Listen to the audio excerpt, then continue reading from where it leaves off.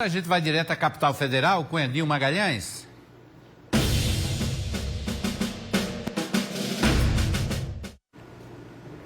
Boa tarde, Edinho Magalhães. Aí em Brasília tem muita discussão em andamento, reforma administrativa, reforma eleitoral, tudo isso com muita polêmica. Vamos começar pela reforma administrativa. O que é que você nos traz? Boa tarde, Hermes. Boa tarde a toda a Paraíba. Acompanhando aqui os trabalhos do Congresso Nacional e, em especial, na Câmara dos Deputados, onde, Hermes, em torno justamente da reforma administrativa, da reforma eleitoral e também... Temos um problemazinho aí com Edinho Magalhães. Vamos retornar? Caiu o sinal? Pois não, Edinho, pode falar. A Câmara está envolvida justamente com as reformas, né? A votação do novo Código Eleitoral, da reforma administrativa e também da improbidade administrativa, Hermes. São momentos, assim, polêmicos e muito importantes e que têm uma data de validade. Por exemplo, a reforma eleitoral para o ano que vem tem que ser aprovada até esse mês, assim como a reforma administrativa, que os parlamentares precisam enviar ainda para o Senado. Os pontos críticos da reforma administrativa, Hermes, está justamente quando atacam ali a insegurança jurídica dos servidores públicos, com ampliação de contratos temporários, instrumentos de cooperação para a iniciativa privada, possibilidade de redução em 25% da jornada e salários dos servidores e também, diante de alguns cargos que poderão ser extintos, o que fazer com os servidores que foram aprovados para esses concursos? Se eles serão adaptados, adequados para cargos similares ou se eles simplesmente serão dispensados do serviço público. Então, essa é uma crítica e um ponto de polêmica que está surgindo nas discussões e da Paraíba. O deputado Gervásio Maia, Hermes, tem sido um grande interlocutor, um grande defensor contra as maldades da reforma administrativa, mas já entendendo que ela também tem pontos necessários para a modernização do Estado e para a aplicação dessas mudanças em prol do contribuinte e do próprio Estado, Hermes. E a reforma eleitoral, Edinho, qual é a principal ou as principais polêmicas? Olha, veja, a reforma está saindo da Câmara para ir ao Senado. Lá no Senado, os senadores já estão sinalizando que vão modificar, vão mudar alguns pontos aprovados pelos deputados. E aí, Hermes, nos bastidores, a gente tem uma revelação de uma crise entre a Câmara e o Senado. Ainda ontem, o presidente Arthur Lira se reuniu com o Rodrigo Pacheco para dizer, olha, se for para a gente poder votar pauta impopular e o Senado depois trancar, a gente não vota mais essas matérias. Então, vamos ver o que é possível passar.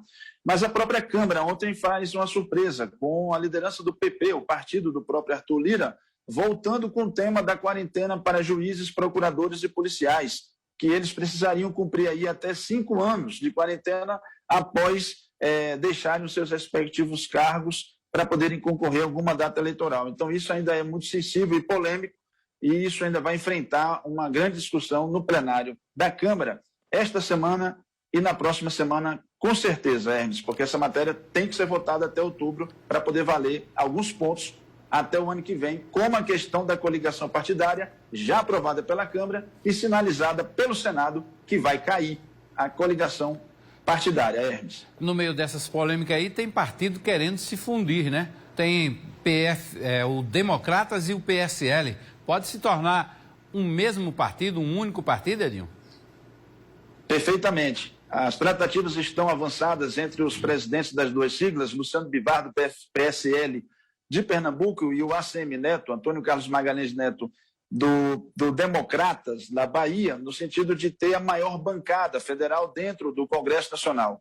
Conversando com o líder, Efraim Filho, que é o paraibano, líder do Democratas na Câmara, ele acredita que essa fusão será muito boa para o partido em termos de representatividade e bloco partidário, como o maior partido, a maior sigla dentro do Congresso. Estamos falando aí de talvez, Hermes, 80 parlamentares. E para se ter uma ideia, hoje o PSL divide com o PT a maior bancada. O número de maior bancada é em torno de 50, 54 deputados. Então vai ser um salto realmente... Aí, a expectativa aí em Brasília... estaduais, Hermes, que são elas. Isso ainda vai ser alvo de muita conversa e tratativas, porque eles estão marcando aí como uma data da próxima terça-feira, dia 21 de setembro, para iniciar a tentativa dessa fusão.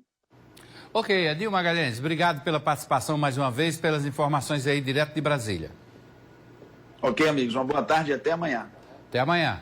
Pois é, tem essa discussão aí em torno da reforma eleitoral. Os líderes partidários e do governo também articulam aí um acordo para que seja possível votar o novo Código Eleitoral no Senado a tempo de valer para as eleições de 2022. O projeto tem que ser sancionado pelo presidente Jair Bolsonaro até o início de outubro deste ano.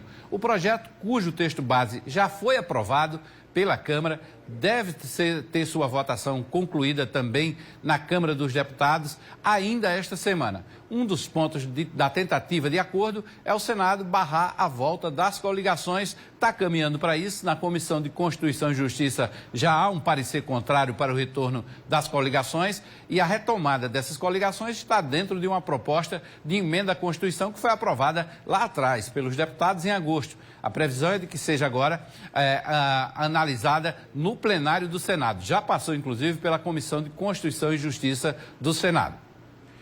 Um dos pontos aprovados pelos deputados federais foi a mudança na distribuição das chamadas sobra-eleitorais, beneficiando partidos que não alcancem o quociente eleitoral.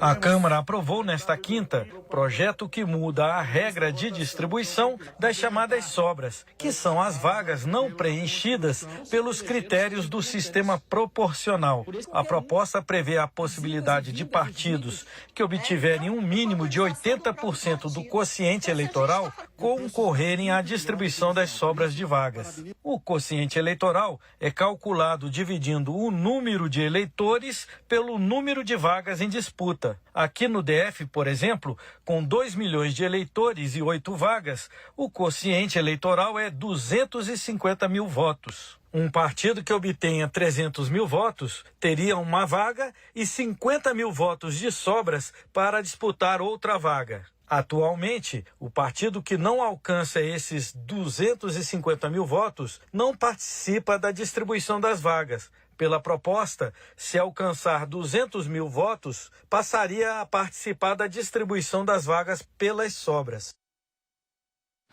Final do Correio Debate, uma boa